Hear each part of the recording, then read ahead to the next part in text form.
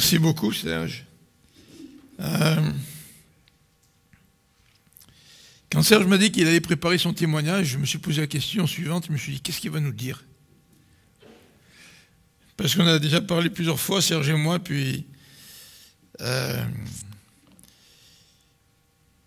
quand il disait tout à l'heure que ça fait 30 ans qu'il est chrétien, puis ça fait 30 ans qu'il se demande encore s'il a compris, hein?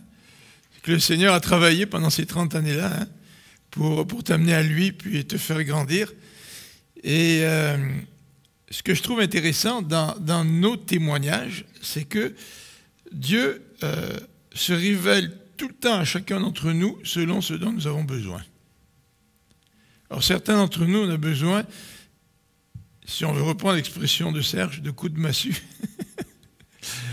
D'autres, on a peut-être besoin d'un autre type d'intervention de Dieu. Mais ce qui est extraordinaire, c'est que Dieu, c'est un Dieu personnel. Et Dieu se révèle à nous, puis veut nous parler.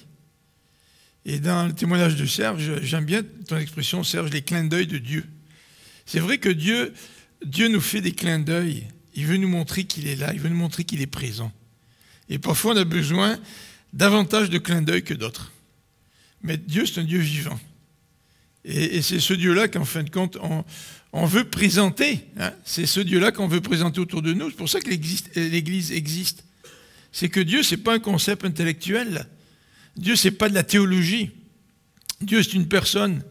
Et cette personne-là se révèle quand on la cherche. Et quand on cherche Dieu, la Bible nous dit que Dieu se révèle à celui qui cherche.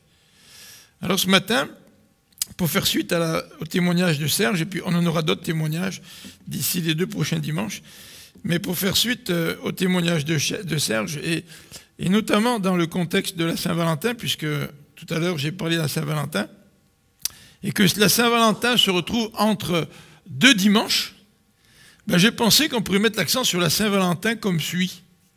C'est-à-dire que ce dimanche-là, puis le dimanche suivant, on va célébrer la fête de l'amour, mais en particulier la fête de l'amour que Dieu a envers nous.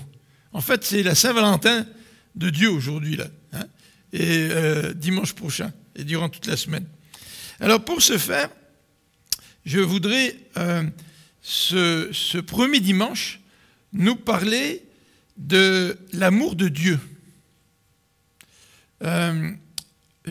Vendredi dernier, on a eu notre pastorale des églises de Laval-Rive-Nord, et on a décidé, dans notre pastorale, de lire ensemble un livre.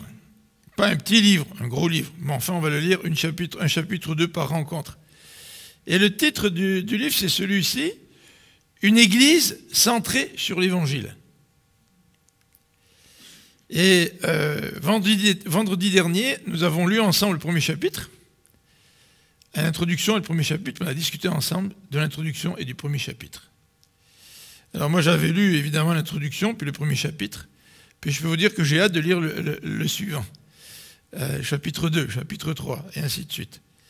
Et en d'autres termes, ce que l'auteur est en train de nous poser comme question à travers son livre, il nous dit ceci: est-ce que l'Église est vraiment bâtie autour de l'Évangile? Est-ce que l'Évangile est central à la vie de l'Église? Et on peut faire beaucoup de choses dans une vie d'Église sans que l'Évangile soit central à la vie de l'Église. Et on peut faire beaucoup de choses dans la vie chrétienne sans que ma vie soit centrée sur l'Évangile. Et à l'occasion de la Saint-Valentin, on parle de quoi d'habitude? On parle d'amour. Hein? Puis on parle d'amour notamment au sein du couple. En fait, vous savez que si vous êtes célibataire, vous pouvez aussi fêter la Saint-Valentin parce que vous avez des gens que vous aimez autour de vous. En fin de compte, la Saint-Valentin, c'est vrai que souvent on met l'accent sur la vie de couple, mais la Saint-Valentin, pour moi, c'est le rappel de ce que c'est que des relations remplies d'amour. Mais comment avoir des relations remplies d'amour, les uns envers les autres, que ce soit dans le cadre d'un couple, ou que ce soit dans le cadre de la vie de famille, par exemple, ou que ce soit avec mes voisins, ou que ce soit avec les frères et sœurs dans le Seigneur? Comment avoir une vie remplie de l'amour de Dieu si on n'a pas d'abord goûté à l'amour de Dieu?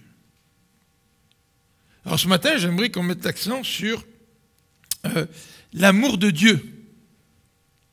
Et dimanche prochain, qu'on mette l'accent sur l'amour que nous pouvons vivre dans nos différentes relations les uns avec les autres. Et je déborde simplement de l'amour dans un couple. Hein. C'est vraiment l'amour dans le sens un peu plus large que la vie de couple. Et c'est dans ce sens-là que nous voudrions voir la Saint-Valentin durant cette semaine.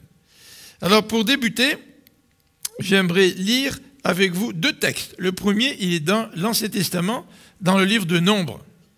Nombre. Je vous invite donc à ouvrir dans le livre de Nombre, et ensuite on regardera un texte extrêmement connu dans l'évangile de Jean. Donc tout d'abord dans le livre des Nombres.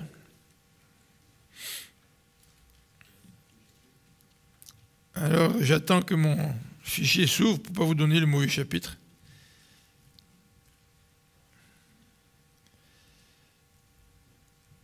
Voilà, c'est fantastique, ça marche. Parfois, ça ne marche pas aussi vite qu'on voudrait. Bon, moi, là, ça marche. Alors, Nombre 21, à partir du verset 4. Nombre 21, à partir du verset 4. Et certainement que vous connaissez cet épisode. Nombre 21, à partir du verset 4. Alors voici ce que dit le texte. Les Israélites quittèrent la montagne de Hor par la route de la mer des roseaux pour contourner le pays d'Édom. En cours de route, le peuple se découragea. Ils se mirent à parler contre Dieu et contre Moïse en disant « Pourquoi nous avez-vous fait sortir d'Égypte pour nous faire mourir dans le désert ? Car il n'y a ni pain ni eau, et nous sommes dégoûtés de cette nourriture de misère. » Alors l'Éternel envoya contre le peuple des serpents venimeux, qui les mordirent. Et il mourut beaucoup de gens d'Israël. Le peuple vint trouver Moïse en disant « Nous avons péché lorsque nous avons parlé contre l'Éternel et contre toi. Maintenant, veuille implorer l'Éternel pour qu'il nous débarrasse de ces serpents. » Moïse pria donc pour le peuple. L'Éternel lui répondit « Fais-toi un serpent en métal et fixe-le en haut d'une perche. Celui qui aura été mordu et qui fixera son regard sur ce serpent aura la vie sauve. » Moïse façonna un serpent de bronze et le fixa au haut d'une perche.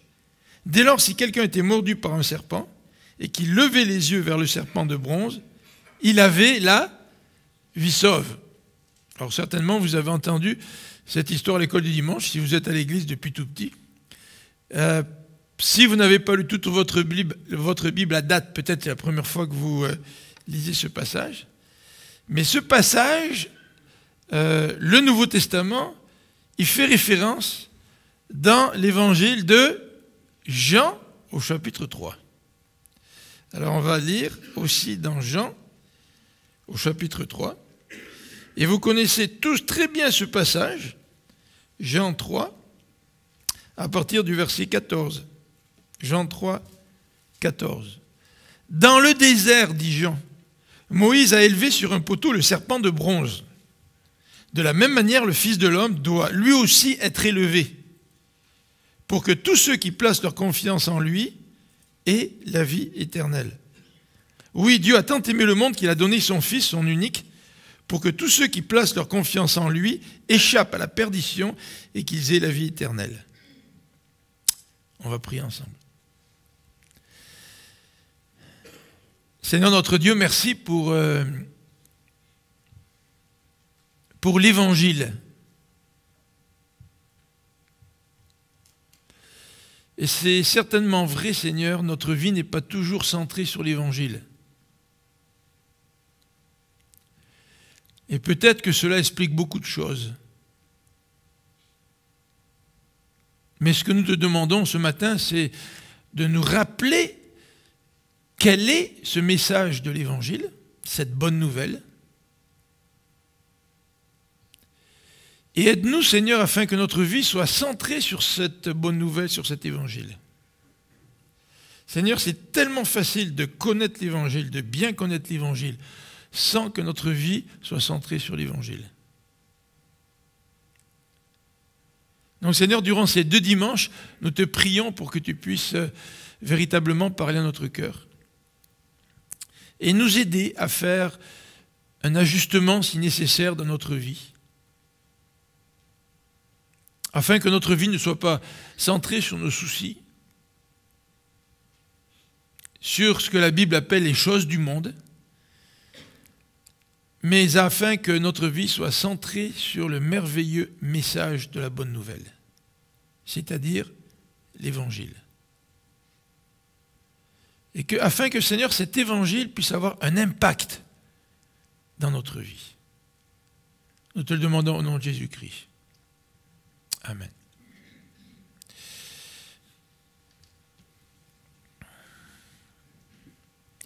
Dans le journal de l'actualité, la section santé, le 29 février 2015, un article a été écrit. Et le titre de l'article est le suivant: « Le rêve d'une chirurgienne lui survit en Ouganda ». Je ne sais pas si vous avez lu cet article. Et je ne sais pas si vous connaissez une fameuse chirurgienne québécoise qui a travaillé pratiquement toute sa vie en Ouganda. Cette femme, elle est née le 30 janvier 1929 et elle est décédée le 1er août 1996. Et à l'occasion de 20 ans après, à l'occasion d'un événement pour ramasser de l'argent, eh bien, une journaliste a écrit cet article intitulé « Le rêve d'une chirurgienne lui survit en Ouganda ». Alors, je vais vous lire quelques extraits de cet article.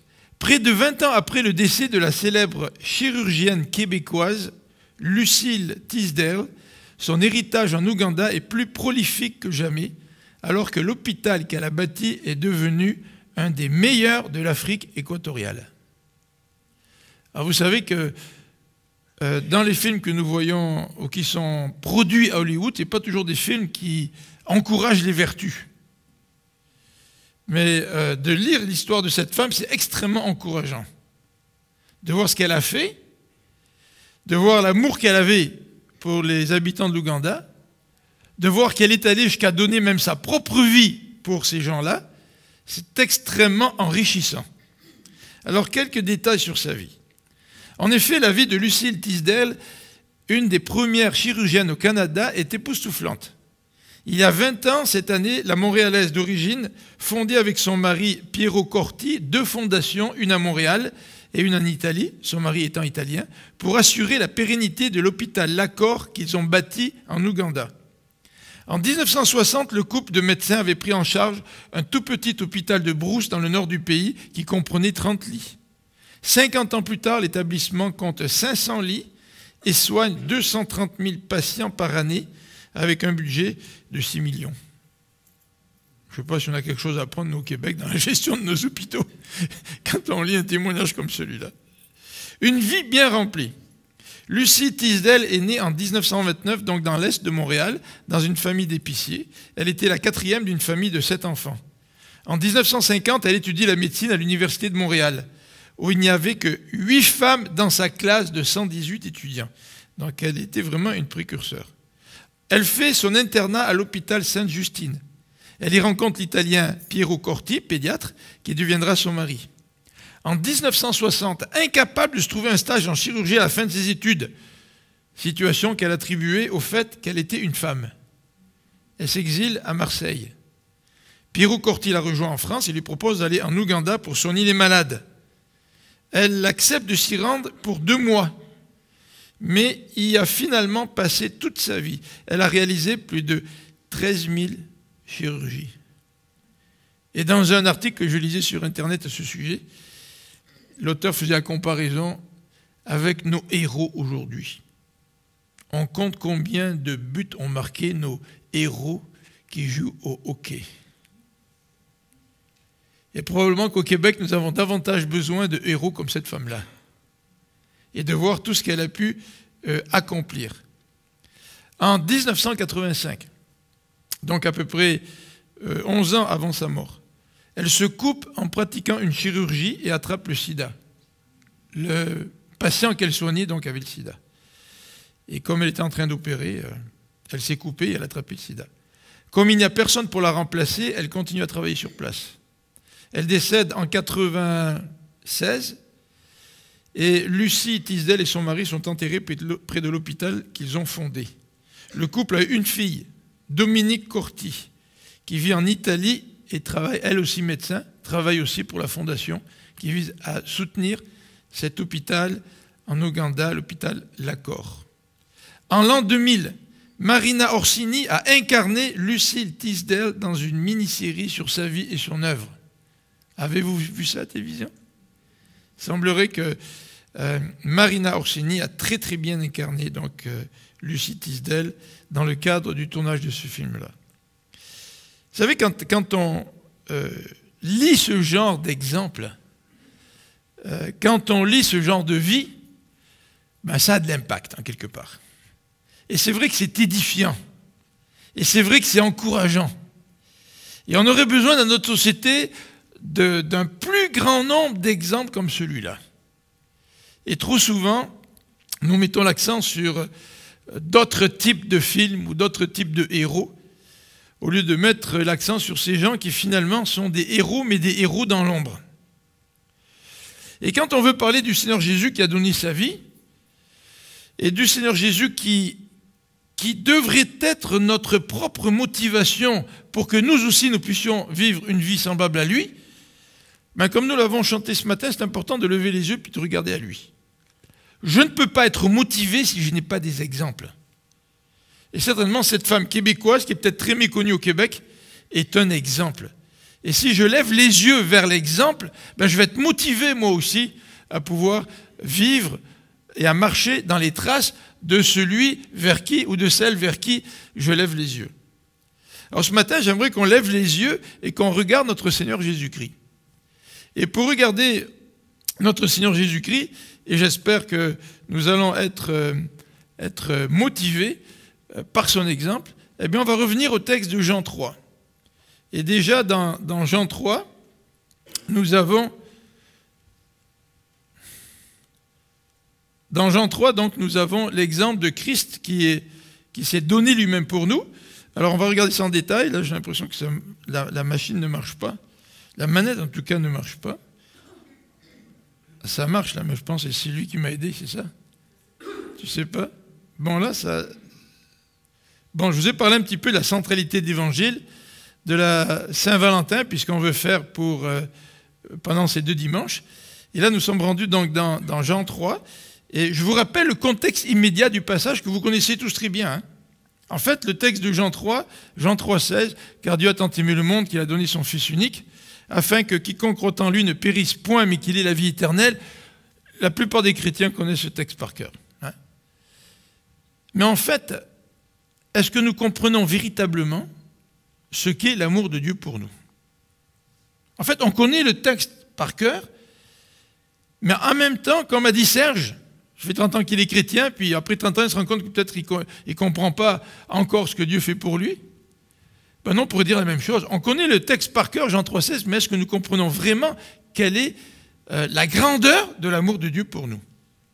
En fait, l'apôtre Paul nous dit dans une de ses épîtres, il prie pour les chrétiens, afin que les chrétiens comprennent la hauteur, la largeur, la profondeur, j'en oublie toujours un là, la profondeur, la largeur, la hauteur, la largeur, etc., de l'amour de Dieu pour nous. Et c'est le désir de Paul pour les chrétiens, parce qu'il sait que l'évangile doit être au centre de notre vie.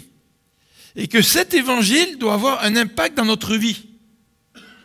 Et que bien souvent, malheureusement, ce n'est plus l'évangile qui est au centre de notre vie. Qu'est-ce qui est au centre de notre vie? C'est la routine. C'est peut-être une morale. La morale n'est pas l'évangile, c'est pas vrai. Les commandements ne sont pas l'évangile. Qu'est-ce que c'est que l'évangile? On va le voir, c'est une bonne nouvelle. Et c'est une bonne nouvelle qui m'a saisi. Et parce que la bonne nouvelle me saisit, et si ma vie est centrée sur l'évangile, là ma vie va changer. Là je vais mettre en pratique les commandements de Dieu. Mais la bonne nouvelle, ce n'est pas mettre en pratique les commandements de Dieu. Les commandements de Dieu, c'est une conséquence de l'évangile. Et si notre vie est centrée sur l'évangile, eh bien, notre vie va déborder, comme dit Jésus. Il y aura des sources d'eau vive qui vont couler de notre sein, et ça va couler jusque dans l'éternité. Mais la question qu'il faut se poser, et que je nous invite à nous poser ce matin, c'est est-ce que notre vie, elle est vraiment centrée sur l'évangile? Alors la première question, c'est est-ce que nous comprenons l'évangile? Mais la deuxième question, c'est pas simplement la comprendre avec ma tête, mais est-ce que l'évangile est au centre de ma vie? Et est-ce que l'Évangile est au centre de notre Église? Alors dans le contexte immédiat du chapitre 3, Jésus parle à Nicodème, vous le savez, Jésus lui dit, il faut naître de nouveau pour voir le royaume de Dieu. Si tu n'es pas né de nouveau, dit Jésus, tu ne peux pas entrer dans le royaume de Dieu. Alors ça, c'est une nouvelle intrigante pour cet homme de loi, Nicodème. Et il veut savoir comment on peut naître de nouveau pour entrer dans le royaume de Dieu. Parce que savoir qu'il faut naître de nouveau, c'est une chose.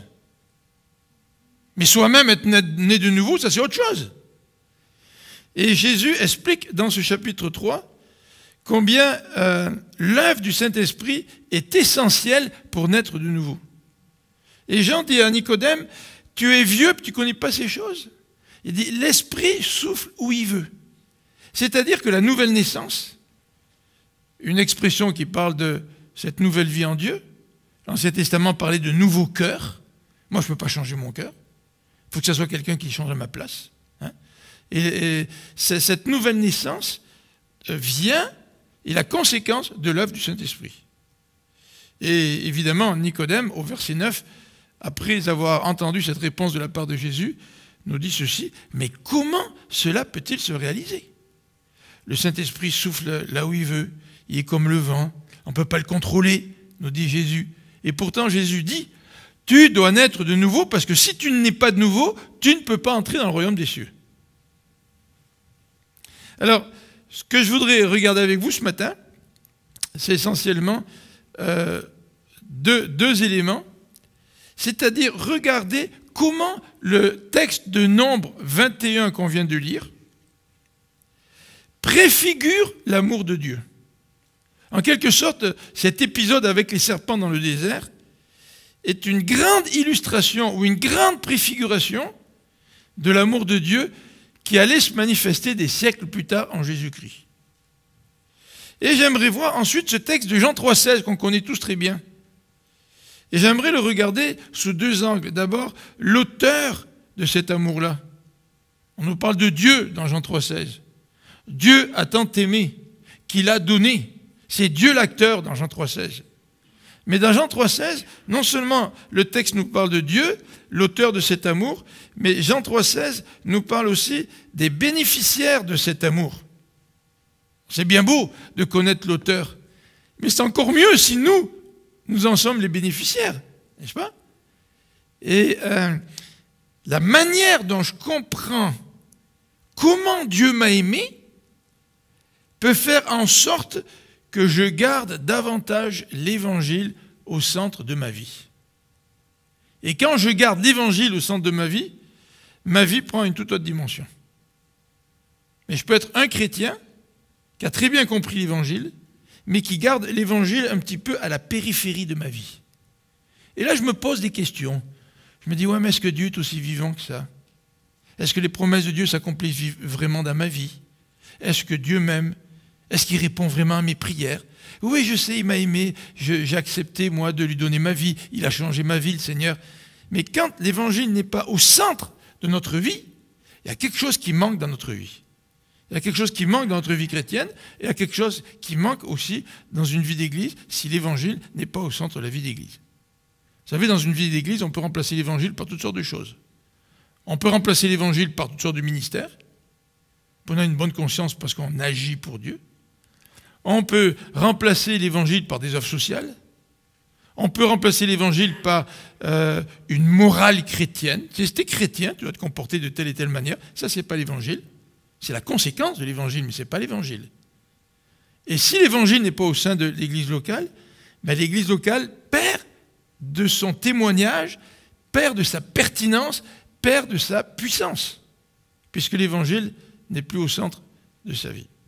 Alors, regardons ensemble, si vous voulez bien, ce texte dans Nombre au chapitre 21. Retournons dans Nombre au chapitre 21, et on va lire retourner à partir du verset 4 pour nous rappeler un petit peu le contexte de ce passage. Nombre au chapitre 21. Vous savez que le peuple est sorti d'Égypte, Dieu a fait des miracles extraordinaires. Et cette période de la sortie d'Égypte, c'est une période où dans la Bible, il y a le plus de miracles. Enfin, une des trois périodes.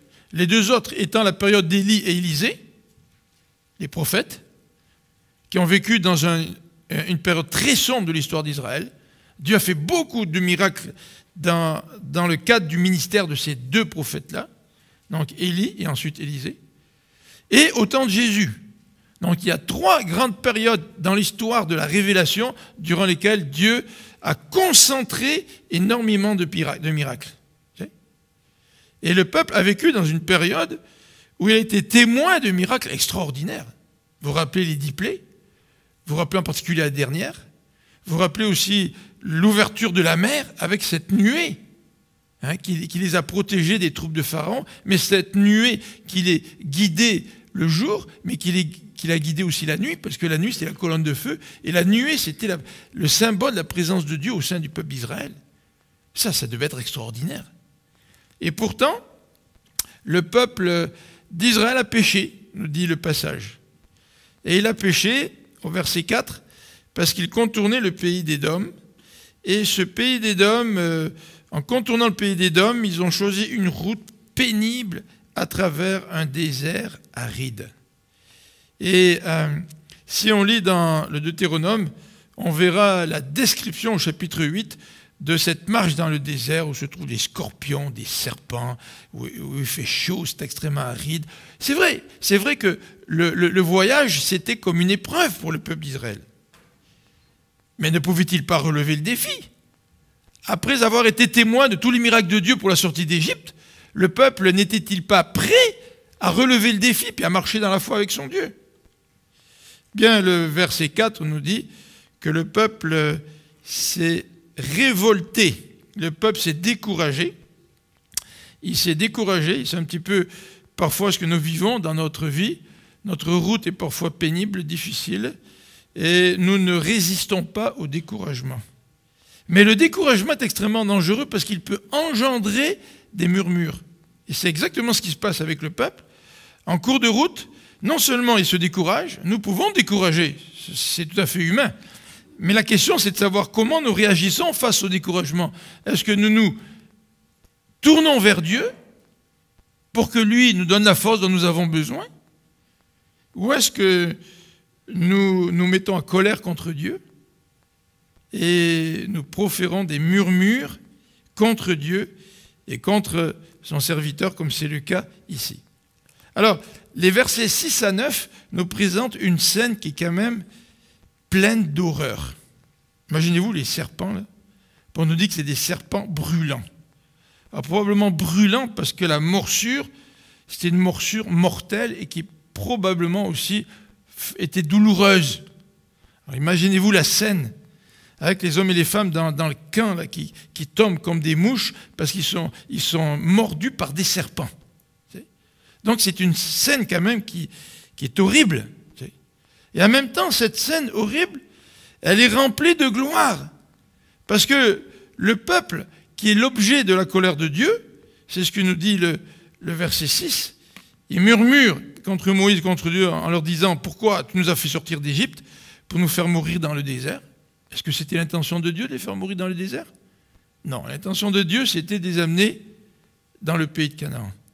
Et ils se plaignent de ne pas avoir d'eau, de pain, ils ne sont pas contents que la nourriture que le Seigneur lui donne. Et la colère de Dieu se manifeste au verset 6, très clairement, l'Éternel envoie contre le peuple des serpents venimeux. Je ne sais pas si vous aimez les serpents. À la télévision, on voit des gens qui prennent des serpents, même des artistes sur scène, là, puis ils ont les serpents autour du cou, tout ça. Là, moi, je n'ai jamais aimé les serpents. Je ne sais pas si c'est à cause du symbole biblique du serpent, mais j'ai même pas envie de toucher un serpent. Mais ici, le texte nous dit que le camp est envahi par les serpents. Et que c'est vraiment la colère de Dieu qui se manifeste envers ce peuple qui a murmuré contre lui. Donc, le verset 7 nous décrit non seulement la colère de Dieu, mais nous décrit le cri du peuple. Et c'est là où on passe de l'horreur à la gloire qui se trouve dans ce texte. C'est que le peuple, il crie à Dieu. Et le verset 7 nous dit, le peuple vient trouver Moïse en disant « Nous avons péché ». Ça, c'est peut-être une expression qui est extrêmement difficile à dire. Reconnaître son orgueil, reconnaître qu'on s'est trompé, reconnaître qu'on a fait du tort à Dieu, reconnaître que nous ne nous sommes pas comportés comme nous devrions, c'est tellement difficile. Mais l'intervention de Dieu est tellement radicale que face à la catastrophe, face à l'horreur, le peuple n'a pas le choix que de venir à Dieu et de crier à lui.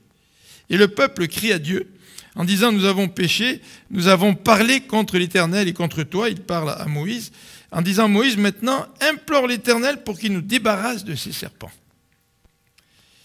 Et le texte nous dit au verset 8 que Moïse a prié et l'Éternel leur a donné une solution.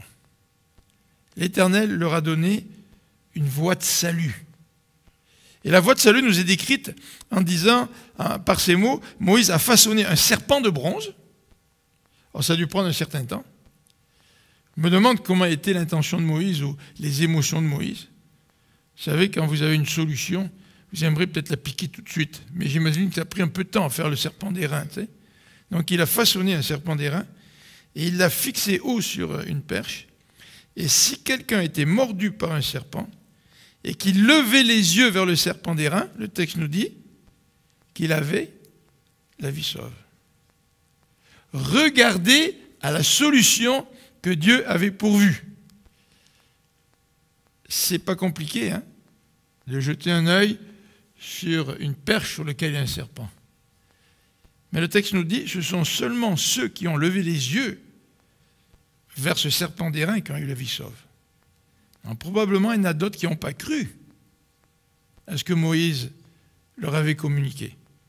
Alors, ce qui est intéressant dans ce texte de Nombres, c'est qu'il est cité dans l'évangile de Jean au chapitre 3, et il est cité pourquoi ? On y fait une référence pourquoi ? Parce que ce texte de Nombres est une analogie. Vous savez ce que c'est une analogie ? C'est une comparaison en quelque sorte là.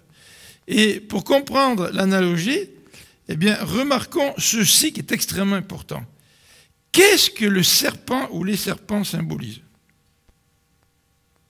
Qu'est-ce que les serpents symbolisent dans Nombres, au chapitre 21 ? Les serpents symbolisent le péché. Les serpents symbolisent ENT, vous voyez, c'est marqué là, avec des lettres blanches, c'est pour ça que vous ne les voyez pas à l'écran. Les serpents symbolisent le péché qui cause la mort.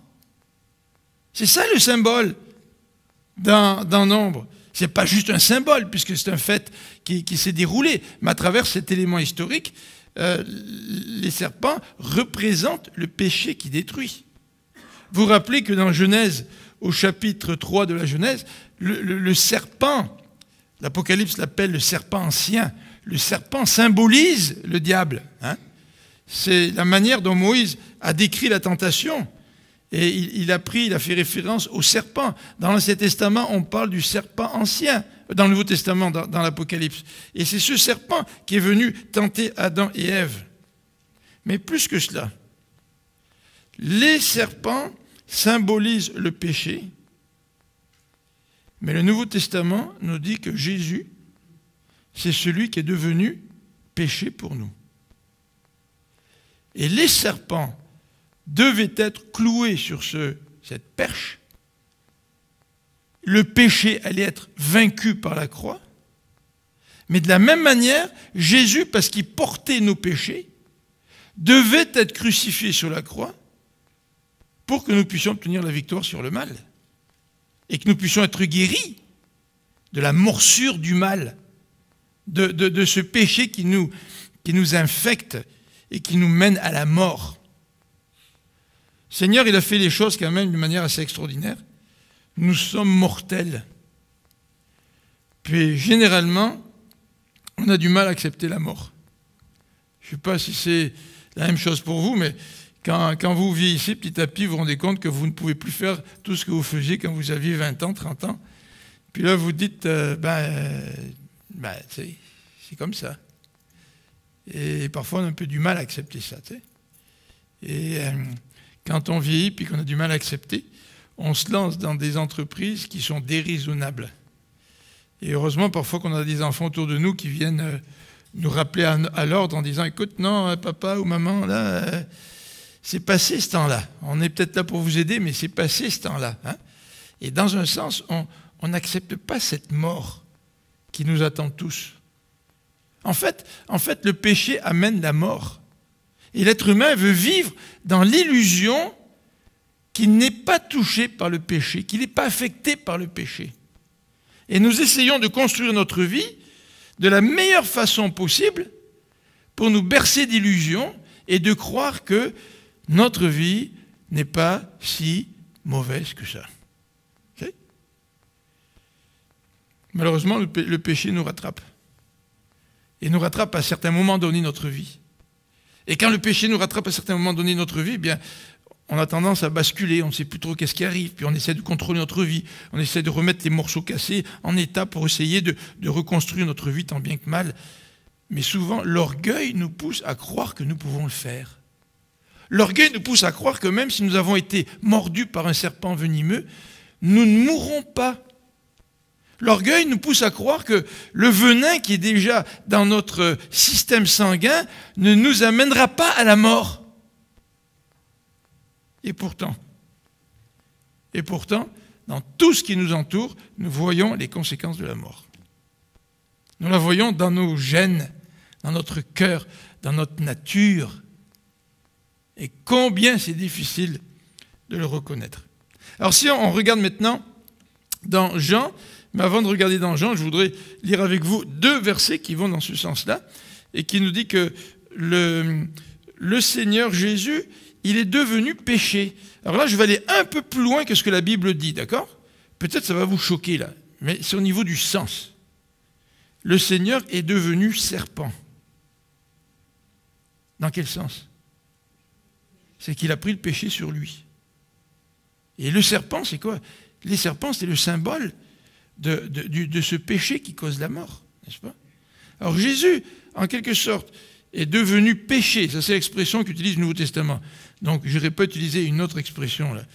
Je le fais exprès pour nous frapper, là, quand je dis que le Seigneur est devenu serpent. La Bible ne dit pas ça. Mais c'est dans le même sens, comprenez-vous, là? Regardez ce que dit 2 Corinthiens 5. 2 Corinthiens 5 nous dit ceci. Celui qui n'a point connu le péché, c'est-à-dire Jésus, Dieu l'a fait devenir péché pour nous, afin que nous devenions en lui justice de Dieu. Ça, c'est incompréhensible. Hein? C'est incompréhensible. Dieu a décidé que Jésus devienne péché, c'est-à-dire qu'il porte nos péchés en lui, et qu'il soit puni à cause de nous, c'est-à-dire qu'il meurt à cause de notre péché. Et ce qui est le plus incompréhensible, c'est que Jésus l'a fait alors que nous étions ses ennemis. Alors j'ai tapé sur Internet hier soir par curiosité, mourir pour ses ennemis. Sur Google. J'ai rien vu. Ah, j'ai vu toutes sortes de choses là. Sur les soldats, la guerre, etc. Quelqu'un disait que l'important, c'est pas mourir pour ta patrie. L'important, c'est que ton ennemi meure pour sa patrie. Comme ça, si lui meurt, ben toi, tu gagnes. Tu sais. Mais j'ai vu toutes sortes de citations là, sur les soldats mourir pour toutes sortes de causes. Mais je n'ai pas vu de référence. Peut-être que j'ai mal cherché, peut-être que je n'ai pas passé assez de temps, je ne sais pas. Mais j'ai rien vu sur mourir pour ses ennemis. Tu sais. Regardez notre façon de dire ce verset. Dans la Bible du semeur, BDS, celui qui était innocent de tout péché. Dieu l'a condamné comme un pécheur à notre place, pour que dans l'union avec le Christ, nous soyons justes aux yeux de Dieu.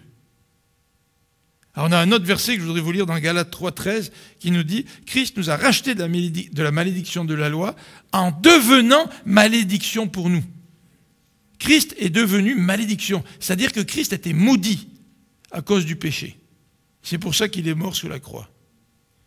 Et toujours la Bible du semeur nous dit « Le Christ nous a libérés de la malédiction. » Alors vous n'avez pas cette idée de rachat, hein, il y a eu un prix qui a été payé, mais voilà ce que dit la Bible du semeur. Christ nous a libérés de la malédiction que la loi faisait peser sur nous en prenant la malédiction sur lui à notre place. Voyez-vous, la Bible du Semeur est intéressante parce qu'elle explique un peu, un peu plus, par exemple, par rapport à la nouvelle édition de Genève. Là. Pourquoi j'ai marqué NEB? Nouvelle édition Genève. Ce n'est pas NEB, c'est NEG, nouvelle édition de Genève. Alors, qui est l'auteur de ce geste d'amour dans Jean 3? L'auteur de ce geste d'amour, c'est Dieu. Le texte nous dit « Car Dieu a tant aimé ». Alors, qui est Dieu? Dieu, ce n'est pas quelqu'un qui pose des gestes d'amour. Ce n'est pas Dieu, ça. Nous posons des gestes d'amour. Vrai? Mais Dieu, il est amour dans son essence. C'est-à-dire que l'amour caractérise la personnalité de Dieu. En quelque sorte, tu ne peux pas séparer Dieu de l'amour. C'est-à-dire, nous pouvons poser des gestes d'amour et en même temps être très désagréables et avoir de la haine dans notre cœur pour d'autres personnes. En fait, dans notre essence, nous ne sommes pas amour. Ce n'est pas ce qui nous caractérise. La Bible nous dit « Dieu est amour ». Elle ne dit pas seulement « Dieu pose des gestes d'amour », Dieu est amour. Et ce qui est extraordinaire dans ce verset de Jean 3,16, il nous dit « Dieu a tant aimé le monde ». Qu'est-ce que Dieu a fait? C'est que Dieu a saisi une occasion. Il a saisi une occasion. C'est intéressant. Hein? Il n'y a pas quelqu'un, un chanteur français, qui a écrit une chanson « À nos actes manqués ». On manque bien des situations dans notre vie. Hein? Mais Dieu a saisi l'occasion. Et quelle était cette occasion? C'était qu'il a créé un monde qui s'est révolté contre lui, un monde qui vit dans le péché, un monde qui vit dans la souffrance, un monde qui est perdu. Et Dieu saisit cette situation-là pour manifester son amour. Waouh! Quand on dit que notre vie doit être centrée sur l'Évangile, ça a tout un impact, ça.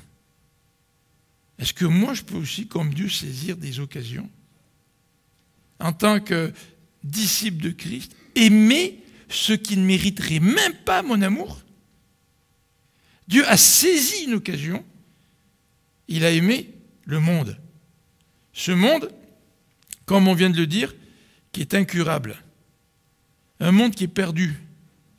Un monde qui est pécheur. Et un monde dont je fais partie. Parce que c'est bien beau de reconnaître que le monde est pécheur. C'est bien beau de reconnaître tout le mal dans lequel ce monde vit, mais c'est autre chose que de se reconnaître comme faisant partie de ce monde. De reconnaître que moi aussi, je suis incurable. De reconnaître que moi aussi, j'étais mordu par le péché. Et que cette morsure m'a transmis un venin qui me conduit à la mort. Le monde, il est perdu, il est pécheur, il est incurable sans Dieu. C'est pour ça que la bonne nouvelle sous-entend tout le temps une mauvaise qui précède, tout le temps. C'est pour ça que ce fameux texte dans Nombre 21 qu'on a vu, c'est un texte à la fois horrible, mais c'est aussi un texte glorieux. Et ça, c'est le contraste de l'Évangile. L'Évangile, c'est la gloire de l'action de Dieu qui vient intervenir dans un monde incurable à cause du péché. Alors, dans ce beau texte de Jean 3,16, il ne nous est pas simplement parlé de Dieu, car Dieu a tant aimé le monde, mais il est question aussi de la grandeur du don. La grandeur du don de Dieu. Et on peut voir aussi l'intensité de l'amour de Dieu. Hein. Le texte ne dit pas simplement « Dieu a aimé le monde ». Non, non, le texte dit « Dieu a tant aimé le monde ». Ça, c'est aussi une leçon pour nous. Hein. Je veux dire, quand on pose nos gestes d'amour, au sujet desquels parfois nous nous tirons les bretelles, là, nous sommes tellement fiers de nos bons gestes d'amour. Parce que ce sont vraiment des gestes d'amour qui reflètent une intensité dans notre amour pour ceux qui sont autour de nous. Car Dieu a tant aimé le monde. Et parce que l'intensité d'amour de Dieu est incomparable, elle est extrêmement difficile à saisir, cette intensité-là. Pour ça, comme j'ai dit tout à l'heure, Paul y prie pour que les chrétiens comprennent la hauteur, la largeur, la profondeur, la longueur de l'amour de Dieu. Pourtant, ils sont chrétiens. Ça veut dire qu'on a une difficulté à comprendre la profondeur de cet amour-là, la grandeur de cet amour-là. Et ce don divin, il se reflète par la grandeur de ce don que Dieu a posé. Vous savez, parfois on dit, on donne à quelqu'un un petit cadeau, puis on dit « Ah, ben écoute, j'ai pensé à toi, puis je t'ai fait un petit cadeau. » Puis alors la personne elle est contente, parce qu'on a pensé à elle, bien sûr, on a fait un petit cadeau. Tu sais.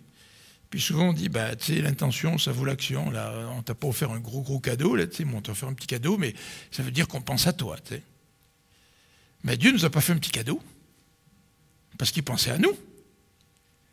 Ou il n'a pas posé un certain geste en disant bah, « Écoute, tu vois mon intention envers toi. » Là, tu sais, là. Non. La grandeur du don reflète la grandeur de l'amour divin. Et généralement, si je suis animé d'un petit amour, ben je vais faire un don en rapport avec le type d'amour que j'ai. Bon, il y a d'autres éléments qui rentrent en considération, bien sûr.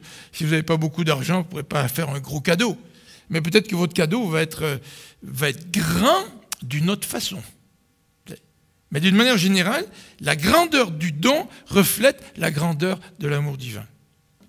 Et Dieu a donné son Fils. Il a donné son Fils pour ses ennemis. Aujourd'hui, surtout aux États-Unis, où on est très patriote, on donne son Fils ou ses fils pour qui? Pour la nation. Okay. Je ne vais pas donner mes fils pour des ennemis. Je vais donner mes fils pour la nation. Et c'est vrai que c'est un sacrifice. Hein. Et donner sa vie, c'est un sacrifice ultime. Mais Dieu a donné son Fils pour nous, dit la Bible, qui étions encore des ennemis. Peut-être qu'on devrait prier Dieu en disant « Seigneur, fais-nous réaliser ce que c'est que d'être tes ennemis. » Est-ce qu'on comprend vraiment ce que ça veut dire d'être les ennemis de Dieu? Est-ce qu'on comprend ce que Paul dit dans Romains chapitre 1 quand il parle de la colère de Dieu à cause de notre péché?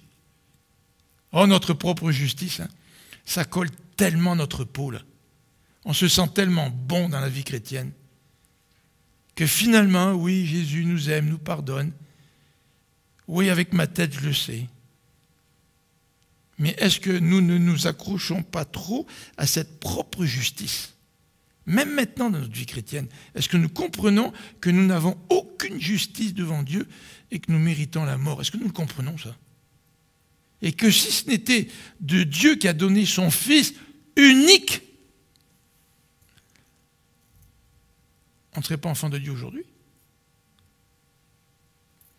Dans un des messages sur Jean 3,16, un des prédicateurs parle d'une situation, je pense que c'est peut-être Spurgeon, là, mais je ne me souviens plus si c'est lui ou un autre, d'une famille qui était dans la misère. Et pour sortir de la misère, ils avaient une possibilité, c'est de vendre un de leurs fils.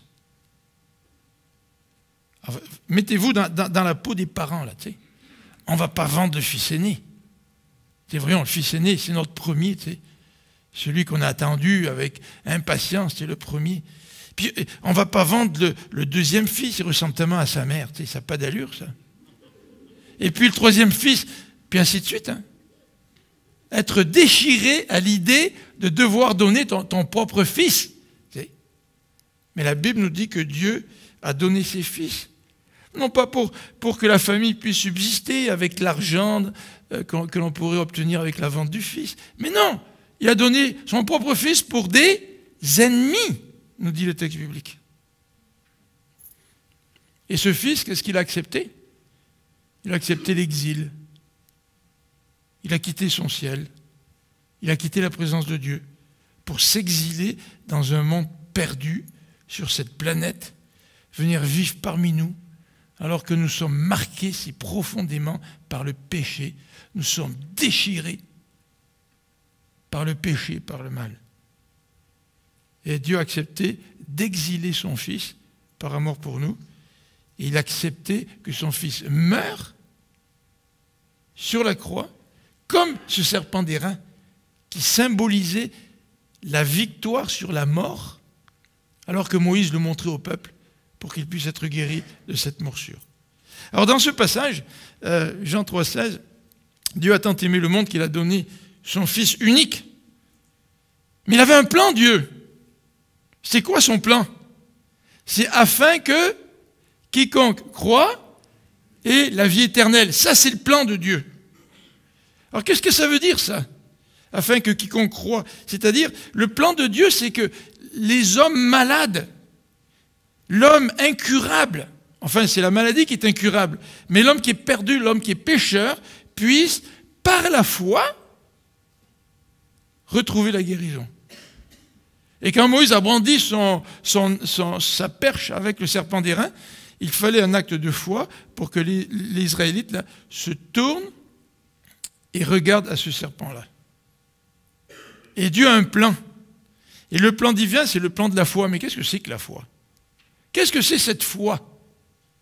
Eh bien, cette foi, c'est reconnaître une vérité. Vous savez, je ne peux pas venir à Dieu si je ne crois pas que Dieu existe.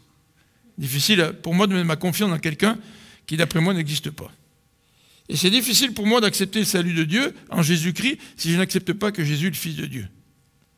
Mais la foi, c'est reconnaître la vérité de la substitution. On a substitué quelqu'un à ma place. C'est-à-dire que Jésus a pris ma place à la croix, c'est moi qui aurais dû mourir. Et lui meurt à ma place, parce qu'il prend mon péché. Et pour écraser le péché, pour que le péché disparaisse, il faut que le péché soit mis à mort. Et Christ a pris le péché sur lui, et il a été mis à mort. C'est reconnaître la vérité de la substitution. Je substitue, c'est ça que ça veut dire la substitution. Il y a quelqu'un qui prend la place de l'autre. J'ai substitué une main à une autre. Christ a pris ma place, moi qui devais mourir sous la croix, il s'est substitué. C'est lui qui est mort à cause de mes péchés. Afin que quiconque croit, c'est quelqu'un qui croit à la substitution. Deuxième élément dans la foi, c'est d'accepter ce don. Vous savez, Dieu il prend la place sur la croix, mais je peux très bien refuser ce don. Car Dieu a tant aimé le monde qu'il a donné. Oui, mais je te le donne, mais tu ne le veux pas. Tu ne veux pas le prendre. Afin que quiconque croit, pour croire, c'est prendre le don. C'est d'accepter le don. Vous savez, on peut l'accepter de manière intellectuelle, mais sans qu'il y ait une confiance. Puis tout à l'heure, Serge a dit quelque chose, il a dit « j'ai la foi en Dieu, mais je ne sais pas si j'ai confiance en lui ». Tu as dit ça, quelque chose comme ça. C'est vrai que bien souvent, en tant que chrétiens, nous croyons en Dieu, mais est-ce que nous avons une confiance personnelle dans ce Dieu-là? Les non-chrétiens disent, ils sont fous les chrétiens. J'ai écouté l'histoire de Serge avec son téléphone. À quoi il pense, Serge, là? Ça, c'est un hasard. C'est un hasard. Pas Dieu là, qui a dirigé. Et certainement que nous pourrions tous donner des témoignages où Dieu est intervenu dans notre vie de manière extrêmement concrète. Peut-être qu'on devrait en avoir plus de témoignages comme ça. Si on exerçait davantage notre confiance personnelle en Dieu. Tu sais. Ou cet épisode avec ta baleine, là, oh, c'est un hasard. Même si comment tu dis ça, ton professeur ou ton maître, là, il dit, ça fait 20 ans que je donne des cours de voilier sur le Saint-Laurent, j'ai jamais vu ça. Non, mais c'est un hasard. Tu sais.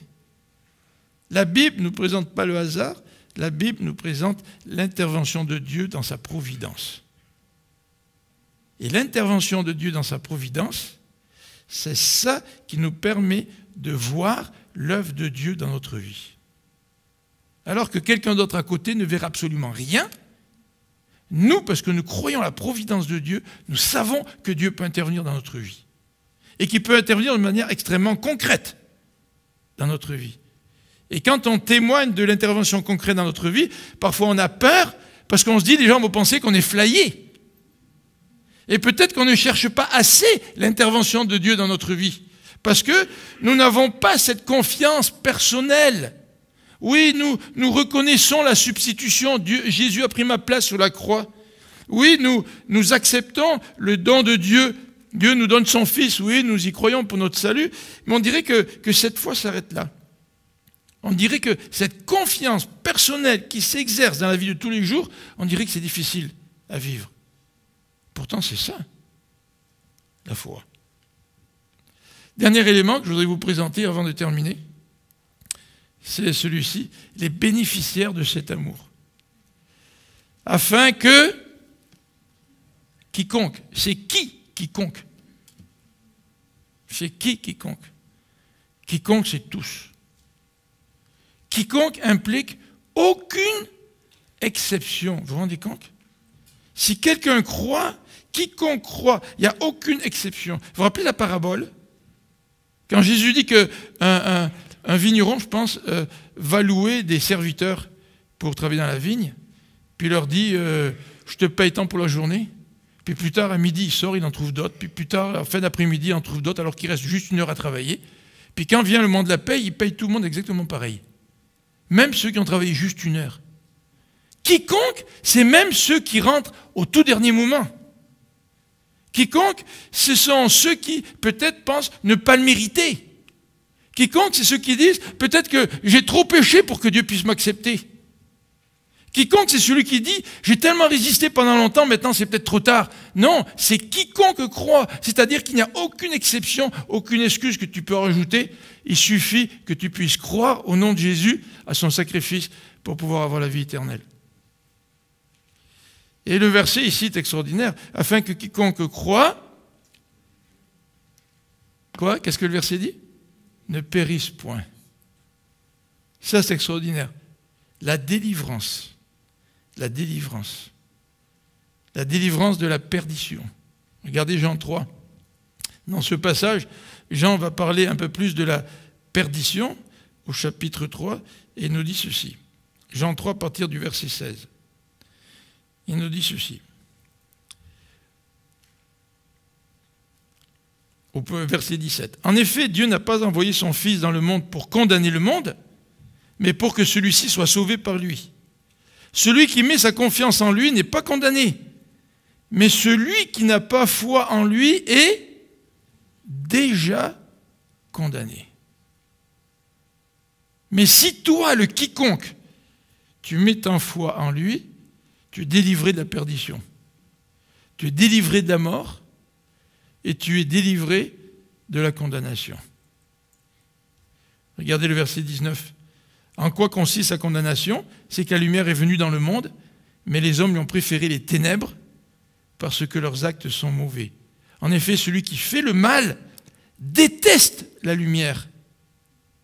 Il se garde bien de venir à la lumière, de peur que ses actes soient révélés. Alors, non seulement les bénéficiaires de cet amour, c'est quiconque, ce quiconque, eh bien, il est délivré, et ce quiconque, il reçoit un cadeau qu'il a à sa possession. Et qu'est-ce que c'est ce cadeau-là? Eh bien, c'est introduit par l'expression « mais hein, », afin que quiconque croit en lui ne périsse point, mais il y a un contraste là. Ce n'est plus ta destinée, ce n'est plus la perdition, mais maintenant tu as en possession quoi? Si tu crois, tu as en possession la vie éternelle. Cette différence est énorme. Et le texte nous dit que c'est une certitude. Tu as la vie éternelle. Tu l'as. Le texte ne dit pas tu l'auras si tu persévères, ou tu l'auras peut-être. Mais le texte nous dit si tu crois, tu as, et qu'est-ce que tu as? Tu as la vie éternelle. C'est intéressant, hein? Ce cadeau, un cadeau éternel. Ce n'est pas un cadeau qui périt, hein? C'est un cadeau qui ne périt pas. C'est cette vie éternelle. Alors j'aimerais vous résumer un petit peu Jean 3,16. Je me suis inspiré d'un tableau de Kent Hughes et je vais vous le montrer à l'écran. Regardez. Dieu, c'est le plus grand des amoureux. Hein, c'est la fête de la Saint-Valentin, n'est-ce pas? Dieu est en amour avec nous. Puis c'est le plus grand des amoureux. Dieu a tant aimé. Il fait preuve de la plus grande intensité dans son amour. Il a tant aimé quoi? Le monde, le plus grand objet. Parce que moi, je peux aimer le monde, je ne peux pas. C'est trop grand pour moi. Mais Dieu a tant aimé le monde qu'il a donné. Ça, c'est le plus grand acte qu'il a posé. Il a donné son Fils unique. C'est le plus grand don que Dieu n'aurait pas pu nous faire. Afin que quiconque, ça c'est la plus grande occasion qu'il a saisie, Dieu. Il n'a pas commencé à faire toutes sortes de conditions. Il a dit non, c'est quiconque. Quiconque. Et aujourd'hui, je suis le quiconque. Aujourd'hui, tu es le quiconque que Dieu a tant aimé. Alors afin que ce quiconque croit, il n'y a rien de plus simple que ça, de croire. Il y a même des gens qui nous disent, mais c'est trop simple ton message de l'Évangile. Ouais, c'est tellement simple, mais à cause de ton orgueil, tu n'es pas capable de poser un geste aussi simple que ça. C'est un geste de tellement grande simplicité que Jésus nous dit, vous devez faire comme les petits-enfants. Les petits-enfants, ils ont confiance, naturellement, envers les adultes, envers leurs parents. Que nous aussi, nous ayons cette foi simple dans notre Seigneur Jésus. Que quiconque croit en lui, croire en quoi? Jésus, c'est la plus grande attraction possible, inimaginable. On peut croire dans des tas d'affaires qui ne sont que des foutaises. Mais Dieu nous dit, afin que quiconque croit en lui ne périsse pas. Ça, c'est la plus grande délivrance. On n'a pas besoin. Notre plus grande délivrance, ce n'est pas d'être délivré de la pauvreté, même si c'est important. Notre plus grande délivrance, c'est de ne pas périr spirituellement. Mais c'est la plus grande différence qu'il est la plus grande certitude, la vie éternelle, la plus grande possession. Est-ce que l'Évangile est au centre de notre vie? Regardez ce que dit le verset 21. Et on va terminer avec ça. Verset 21. Mais celui qui a une conduite conforme à la vérité vient à la lumière pour qu'on voit clairement qu'il accomplit ses actes dans la communion avec Dieu. Je ne peux pas vivre la réalité de l'Évangile. Je ne peux pas aimer comme Dieu a aimé si je ne comprends pas la grandeur de l'amour de Dieu pour nous. Honnêtement, est-ce que vous comprenez, est-ce que je comprends vraiment la grandeur de l'amour pour moi? Est-ce que je comprends vraiment ce qu'il y a dans ce verset si simple que tout le monde le connaît par cœur? Et est-ce que ce verset dans Jean 3,16 m'amène à une conduite conforme à la vérité? La Saint-Valentin, c'est la fête de l'amour. L'amour, c'est quoi? L'amour, ça s'exprime dans les relations entre nous. Est-ce que nous comprenons ce que c'est que l'amour qui vient de Dieu? Pour pouvoir ensuite, dans nos relations, avoir une vie qui soit centrée sur l'Évangile. L'Évangile, c'est une bonne nouvelle.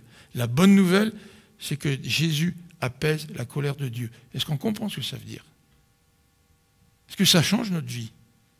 Est-ce que dans le pratique, je le comprends?